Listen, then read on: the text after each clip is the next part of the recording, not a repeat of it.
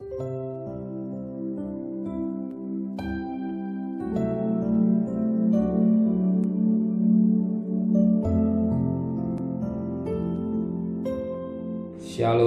pagi, bersama tundukkan kepala, pejamkan mata sejenak.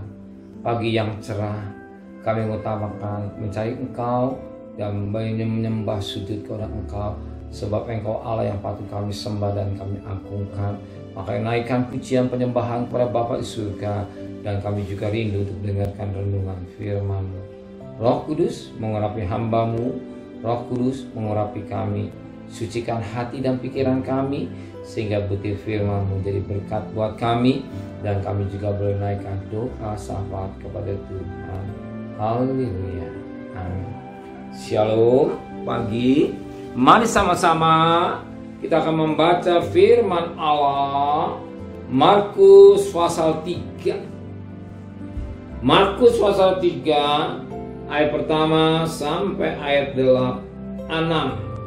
Markus pasal 3 ayat pertama sampai 6. Yesus menyembuhkan orang pada hari Sabat. Kemudian Yesus masuk lagi ke rumah ibadat. Di situ ada seorang yang mati sebelah kanan. Mereka mengamati Yesus kalau ia menyembuhkannya orang pada hari Sabat, supaya mereka dapat mempersalahkan Yesus. Kata Yesus kepada orang yang mati sebelah kanannya itu, "Mari berdirilah di tengah." Kemudian kata Yesus kepada mereka, "Manakah yang diperbolehkan pada hari Sabat, berbuat baik atau berbuat jahat, menyelamatkan nyawa orang atau membunuh orang?" Tetapi mereka itu diam saja. Ia berduka cita karena kedegilan mereka. Dan dengan marah ia memandang sekelilingnya kepada mereka, lalu ia berkata kepada orang itu, "Ulurkan tanganmu." Dan Yesus mengulurkan, orang itu mengulurkan tangannya, maka sembuhlah tangannya itu. Lalu keluar orang-orang Farisi dan segera bersekongkol dengan orang-orang Herodian untuk membunuh Yesus. Kita lihat ini, apa yang dikerjakan Yesus? Selalu dicari kesalahan. Manusia ingin mencari kesalahan.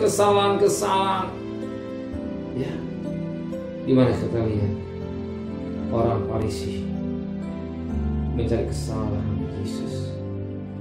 Dia selalu mengamatinya. Perhatikan ayat yang kedua. Mereka mengamati Yesus kalau Yesus menyembuhkan orang pada hari Sabat, supaya mereka dapat mempersalahkan Yesus. Jadi orang Farisi ini mencari-cari kesalahan Yesus. Mencari kesalahan Yesus.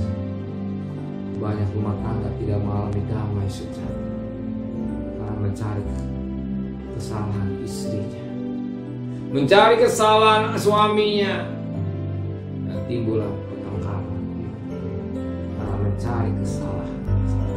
Justru Tuhan mau firman, justru kesalahan tertutup dengan darah Yesus. Tutup dengan darah Yesus.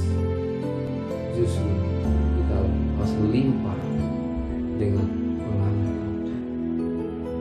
Kesalahan suami yang dibesar-besarkan, atau dicari kesalahan suami, atau kesalahan istri jangan dibesar-besarkan, tapi ditutup dengan darah Yesus. Baik mata berbahaya, hidup saudara berbahaya. Orang Farisi dikatakan supaya mereka Farisi ini, ayat yang kedua, supaya mereka dapat mempersalahkan Yesus. Mempersalahkan Yesus. Ya, cari di mana kelemahannya untuk mempersalahkan seseorang di tempat menghakimi. Tapi bagi kita yang hadir pada pagi hari ini, kita tidak menyalahkan suami, tidak menyalahkan istri, tapi kita bisa mengampuni kekurangan. Terima kekurangannya, terima kelebihannya, dan anak juga bisa melihat keadaan orang tua. Jangan lihat orang tua sebelah kanan atau kiri, tapi kita bersyukur dengan orang tua yang baik yang membanggakan kita sebagai anak. Amin. Terima kasih Bapa di surga. buat kasih anugerah-Mu yang begitu besar dalam hidup kami. Dan kami ada sebagaimana ada karena Engkau.